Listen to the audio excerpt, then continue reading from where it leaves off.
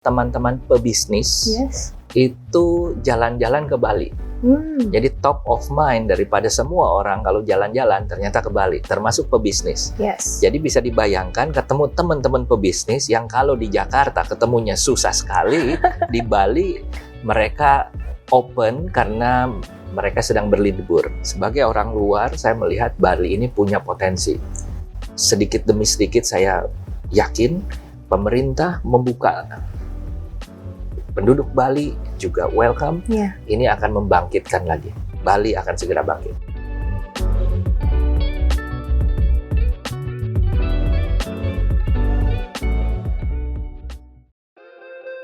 Hello guys, welcome back to Work from Bali by Lestari TV with me Indah. So program ini akan membahas the reason why para public figure, influencer, pebisnis dan juga tokoh memutuskan untuk pindah, menetap dan bekerja dari Bali. Anyway, berbicara tentang melali atau jalan-jalan nih, kalian kalau jalan-jalan biasanya pada pakai jasa travel agent atau backpackeran guys. Kalau aku sih biasanya nyesuaiin sama situasi, kondisi, dan juga keadaan. But mostly nih, aku pakai travel agent karena lebih mudah dan juga nyaman for some occasion. Apalagi kalau travel agentnya ngasih diskon ataupun harga miring, nggak mungkin terlewatkan. So today aku akan ketemu sama salah seorang owner nih dari travel agent. Dan travel agent ini pernah pegang rekor muri loh di tahun 2004. Dan sampai sekarang sudah punya lebih dari 200 outlet di 54 kota di Indonesia. Penasaran gak sih siapa?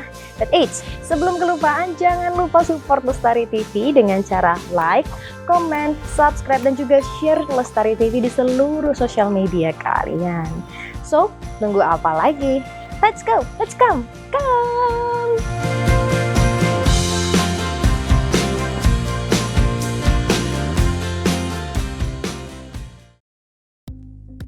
Halo guys, as I said before, hari ini aku akan ketemu sama Bapak Anton Teddy, owner dan juga pendiri dari Tax Travel. Apa kabarnya Pak? Selalu baik.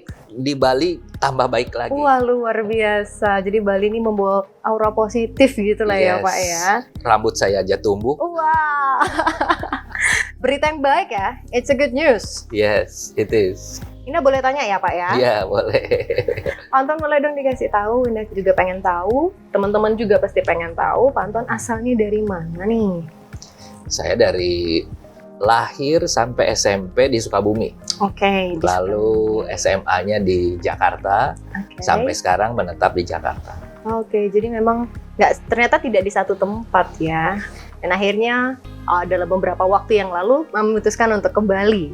Sudah 2 bulan. Oke, sudah 2 bulan di Bali. Oh, 2 bulan di Bali, good news-nya sudah banyak ya. Yes.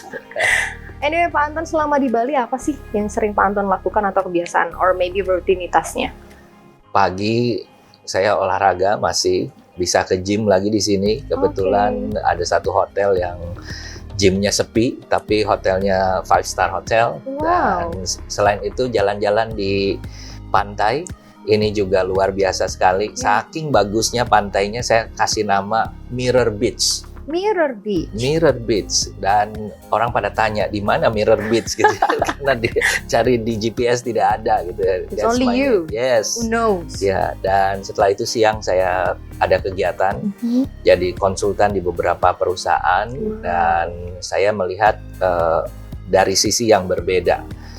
Setelah itu saya melihat di Bali ini adalah yang membuat saya betah adalah kuliner. Kuliner, oke. Jadi guys, salah satu the reason why nih Pak Anton suka banget di Bali atau yang buat betah Bali itu ternyata kuliner loh. Terbukti ya Pak ya. 6 kilo. 6 kilo dalam waktu 2 bulan. Wow. Jadi selama di Bali ini memang tetap harus olahraga ya untuk mempertahankan imun, menyehatkan badan kan. Kemudian bahkan sampai memberi nama loh sama salah satu destinasi saking cantiknya ya tempat itu, bahkan bisa dipakai olahraga, nggak cuma wisata ternyata. Betul. And then culinary is one of the reason you so in love with Bali, isn't it? Oke, Anton kenapa sih akhirnya nih ya memilih untuk udah deh di Bali aja? Saya belum pernah tinggal di satu kota di mana lebih lama daripada 1 bulan. Pertama saya tinggal di Bali 32 hari dan saya mendapatkan sesuatu yang berbeda. Yang berbeda pertama adalah banyak teman-teman pebisnis itu jalan-jalan ke Bali. Jadi top of mind daripada semua orang kalau jalan-jalan ternyata ke Bali, termasuk pebisnis. Jadi bisa dibayangkan ketemu teman-teman pebisnis yang kalau di Jakarta ketemunya susah sekali, di Bali mereka open karena mereka sedang berlibur. Ini yang pertama. Yang kedua, Bali ini adalah pusat kuliner internasional. Really? Makanan apa yang nggak ada di Bali gitu ya? Dan Bisa dicari semua gitu bisa ya? dicari. Semua lidah. Semuanya. Itu yang membuat menurut saya pada waktu pemerintah mengatakan work from Bali ini sangat cocok. Kalau kita bilang work from another place, ada problem-problem yang muncul. Problem-problem tadi mengenai apakah itu menjadi top of mind, ya apakah itu menjadi juga culinary center atau tidak. Nah, yang ketiga adalah alamnya. Di Bali ini luar biasa. Setengah jam ke pantai, setengah jam, 1 jam lah ke gunung, ada danau, dan luar biasa. Ada tempat yang panas, ada tempat yang dingin, ada tempat yang panas sekali juga gitu ya. Jadi ini sesuatu yang menurut saya kombinasi. Ditambah lagi dengan yang namanya penduduknya, budayanya, which is they are very welcome gitu ya, for foreigner, for anybody to come here to enjoy, relax, dan yang paling menyenangkan lagi, 32 hari pertama, saya merasakan ada semangat. Bayangkan selama lebih dari 1 tahun di Jakarta stres. Kenapa stres? Karena berbisnis tidak bisa, banyak hal yang tidak bisa dilakukan. Terbatas sekali berarti. Terbatas. Kita mau jalan-jalan di Jakarta, saya mau ke gym nggak bisa karena gymnya ditutup. Mau ke pantai, Ancolnya buka tutup gitu ya. Di sini tidak pernah ditutup gitu ya, dan ini lebih bagus lagi. Jadi dari sana saya memutuskan untuk setelah 32 hari, saya 8 hari pulang. Besok adalah 1 bulan. Wow. Jadi sudah 2 bulan saya di situ. Another full memories ya. Yes. Another stage of a living jadinya. Betul. Auranya positif, vibrasinya positif, ketemu dengan orang-orang dan lingkungan yang positif gitu ya. Bayangkan nginepnya di villa seperti begini gitu ya. Really enjoy life. Oke, Pak Anton, berbicara juga tentang kondisi pariwisata ya. Jadi kalau Pak Anton bilang tadi bahwa sebenarnya di Bali ini kan orang-orangnya tetap open, walaupun tidak seperti biasanya ya, sangat tidak seperti sebelumnya, tapi pariwisata masih tetap berjalan walaupun sangat lambat bisa dibilang begitu. Kalau dari seorang Pak Anton nih, seorang pebisnis di bagian travel agent, bagaimana sih Pak Anton melihat kondisi pariwisata ya, tidak hanya di Bali tapi di seluruh Indonesia? Iya, saya sebagai latar belakang travel sudah 40 tahun, jadi saya sudah banyak asam garamnya. Saya melihat ada sesuatu yang tantangan. Makanya saya datang ke Bali dan saya mulai research, melihat apa sih yang bisa dilakukan. Itu yang pertama. Yang kedua adalah orang luar datang ke Bali mau ngapain. Yang ketiga, membuat alasan orang luar untuk datang ke Bali. Dan ternyata sekarang terjadi beberapa segmen yang datang ke Bali melalui 2 cara. Satu adalah namanya road trip. Road trip ini adalah jalan naik mobil. Dulu tidak ada, sedikit sekali. Tidak terkenal ya Pak ya? Karena jalan tolnya belum ada. Sekarang jalan tolnya dari Jakarta sampai Probolinggo sudah ada. Itu membuat kemudahan. Yang kedua adalah karena ada COVID.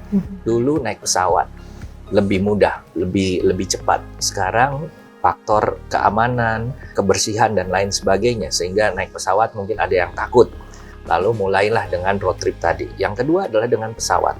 Nah, dua-dua ini yang terjadi sekarang mereka tinggal lebih lama. Tetapi saya tidak melihat, saya malah merasa bahwa apa yang mereka lakukan adalah mengikuti hal-hal yang sudah dilakukan terdahulu. Jadi tahun lalu perginya ABC, tahun ini perginya ABC lagi. Nah, ini yang membuat saya terpanggil, tertantang bagaimana membuat satu program yang berbeda. Hal yang paling mudah misalnya, banyak orang yang datang dari Jakarta, dari Jawa Timur, ini yang paling banyak dari dua daerah ini. Mereka hampir-hampir dalam tanda petik tidak pernah nginep di Ubud 1 minggu. Oke. Kenapa tidak pernah nginep di Ubud 1 minggu? Karena mereka berpikir di Ubud kalau menginap itu cukup 1 malam saja. Selebihnya adalah menginap lagi di Denpasar, ya Nusa Dua, Legian, Kuta, Seminyak dan lain sebagainya. Tapi saya memberikan ide bagaimana untuk menginap 1 minggu di Ubud. Ngapain? Satu, wellness. Terkenal sekali Ubud dengan wellness.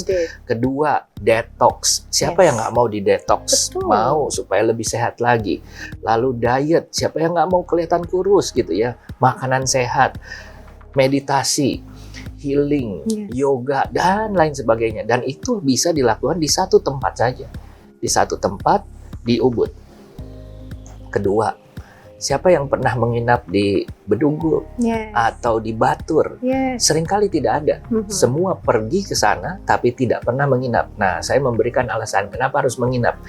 Saya pergi ke satu tempat begitu indah di tepi Danau Beratan dan saya mengatakan pada waktu bangun pagi itu kurang lebih sekitar 11-12 derajat. Dingin sekali. Hotelnya bagus, ada electric blanket, ada air panasnya bagus.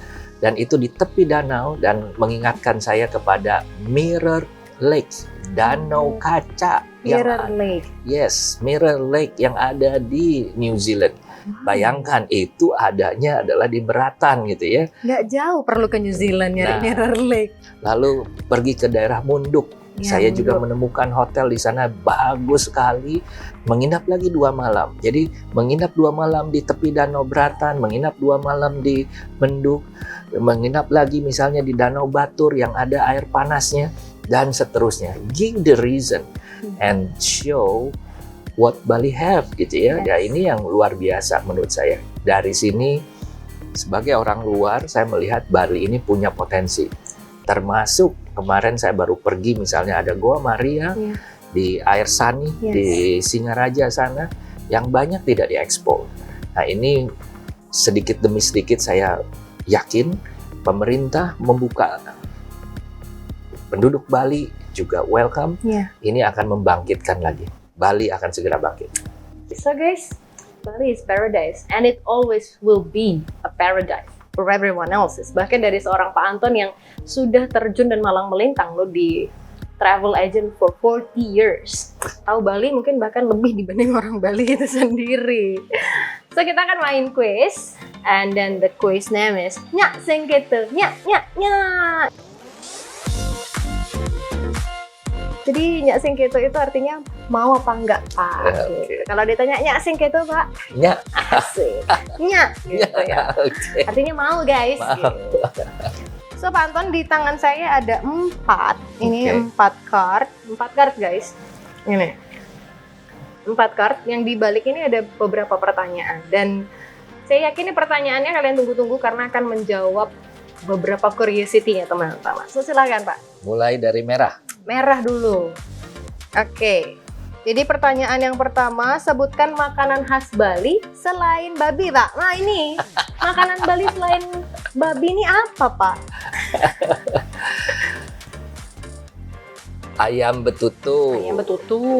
Lalu sop ikan. Sup ikan. Biasa di mana nih Pak sup ikan nih, Pak? Oh banyak. Oh, banyak ada ya. Makbeng, Ada Makbeng. Besanur, Igur.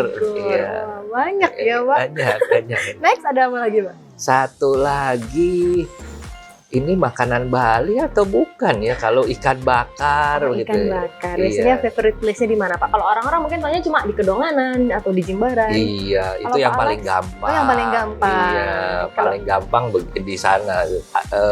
Saya pernah diajak ke satu tempat, makannya cuma lupa namanya apa gitu But ya. it's not in there ya. Iya. Jadi memang kalau mau cari ikan bakar enak nggak cuma di Jimbaran aja atau Oh, Kedonganan. iya. Ada tempat lain ternyata. Betul. Oke, for the next. Oh, setelah itu kuning. Kuning. Wah, ini pertanyaan yang juga saya nanti-nantikan jawabannya, guys. Sebutkan 3 hidden game di Bali, Pak Anton. Jangan-jangan saya nggak pernah lagi nih ke sini. Tadi Goa Maria di Singaraja. Goa Maria. Menurut saya itu bagus sekali dan sudah siap ya, sudah bagus siap. Cuma memang 3 jam ke sana dan itu ada air panas, air sani di sana. Yang kedua mungkin semua orang sebenarnya udah tahu, tapi akhir-akhir ini menjadi sangat populer gara-gara pose untuk foto. Itu Pura Lempuyang. Oh, Lempuyang. Iya, jadi kalau ditanya apa sih, kenapa sih harus di sana gitu ya? Yang membuat berbeda adalah karena di situ gate to heaven gitu ya. Gate to heaven. Gate to heaven. Dan itu yang luar biasa yang menurut foto-foto saya. viral ya Pak ya. Iya, dan kalau ditanya dari sini itu 3 jam ke sana, setengah jam dengan antri dan lain sebagainya, lalu pulang lagi gitu ya. Dan kalau ditanya ngapain sih jauh-jauh begitu, tapi itu yang menurut saya gem yang benar-benar kuat sekali gitu ya. Dan yang ketiga, 3 ya? Ya. 3 Danau Beratan. Orang seringkali ke Ulun Danu gitu ya. See the other side. See the other side. Iya, menurut saya itu bagus. Candi Kuning, Pondano, Danau Beratan, di situ banyak sekali yang akses sampai ke danau. Iya, kita juga bisa main boat ya, Boat, yes, di situ. yes. Jadi memang sebenarnya hidden gem ini mungkin ada yang tahu, tapi belum explore gitu ya. Betul. Jadi tadi yang Goa Maria itu malah bisa jadi salah satu daerah wisata untuk rohani ya Pak ya. Betul. Dan sebenarnya bukan cuma untuk yang beragama Katolik saja, semua agama boleh ke sana jalan-jalan karena itu sesuatu yang menurut saya sangat menarik. Dan di sana juga ada air panasnya. Air panas ya. Jadi bisa sekalian relaxing ya Pak ya. Oke, there are 2 last. Satu lagi ini. Oke, sebutkan 3 kebudayaan khas Bali. 3 kebudayaan khas Bali. Tarian, gitu ya. Tarian. Upacara ngaben seperti itu. Upacara ngaben. Lalu suka acara arak-arakan itu apa? Ogoh-ogoh. Ogoh-ogoh, bukan ya itu? Arak-arakan ini salah satunya ogoh-ogoh sih biasanya. Atau yang biasanya kalau orang bawa dulang di atas gitu ya Pak ya. Iya. Kalau tarian bawa biasanya nonton apa nih yang sudah pernah nih? Lego. Terus kecap. Apa mungkin nggak terlalu inget namanya ya, tapi banyak juga yang sering dilihat kecap. Mungkin juga ada Puspanjali atau yang lainnya. Oke. Wow, there's so many And then Satu lagi. The last. Yeah. And for the last, sebutkan minimal 3 kabupaten yang ada di Bali. Gianyar. Kenapa Gianyar? Karena di sana ada klepon yang paling enak sedunia, kata Om William. Guys, ke Gianyar harusnya guys, ada klepon enak katanya. Keren banget. Saya udah coba beberapa kali klepon dan di situ memang kleponnya enak gitu ya. Dan ya, itu Gianyar. Lalu Tabanan. Lalu Karangasem. Karangasem. Iya, karena itu Puri Lempuyang. Jadi kalau dibilang Tabanan itu tadi ada Danau Beratannya, ya kan? Di Gianyar tuh juga bisa cari Kintamani. Kemudian tadi di Karangasem juga dibilang bahwa itu adalah satu Pura Lempuyang. Kalau mau cari mirror photos dia bilang. Kalau tadi kan mirror beach udah, mirror lake udah, nih mirror photo. Jadi kalau teman-teman mau penasaran nih, pengen tahu coba search. Keren banget itu. Emang literally kayak gate to heaven ya Pak ya? Nggak, namanya dikasih nama begitu. Ini memang terlihat kalau kita foto di sana tuh, it is a gate when we are going to go to a heaven. So it's just really nice guys. Thank you so much Pak. Ternyata 4 pertanyaan ini it's not really hard for you. So for the last nih Pak Anton, please tell us, sebutkan nih 3 kata yang menggambarkan Bali. 3 kata yang menggambarkan Bali. 1, relax. Relax. 2, enjoy. 3, aman. Aman. So guys, itu tadi buat seorang Pak Anton Teddy ya. 3 words describe Bali. Gak cuma relax, enjoy, tapi juga aman guys. So thank you so much ya Pak Anton buat sharingnya hari ini. It's just really inspiring. Dan semoga bisa menjadi motivasi buat banyak orang. Dan juga biar teman-teman nih ini terinspirasi juga dari Pak Anton. And we wish you a good luck dan sukses terus Pak Anton untuk The X Travel. Pak Anton juga sekiranya sehat-sehat selalu ya Pak ya. Amin. So guys, that was the reason why seorang Pak Anton Teddy memutuskan untuk pindah menetap dan bekerja dari Bali. It's never late for you, for every one of us, to come, to live, to work, and to enjoy Bali. So jangan ragu, let's work from Bali. Thank you so much for watching us, guys. See you in the next episode. Bye!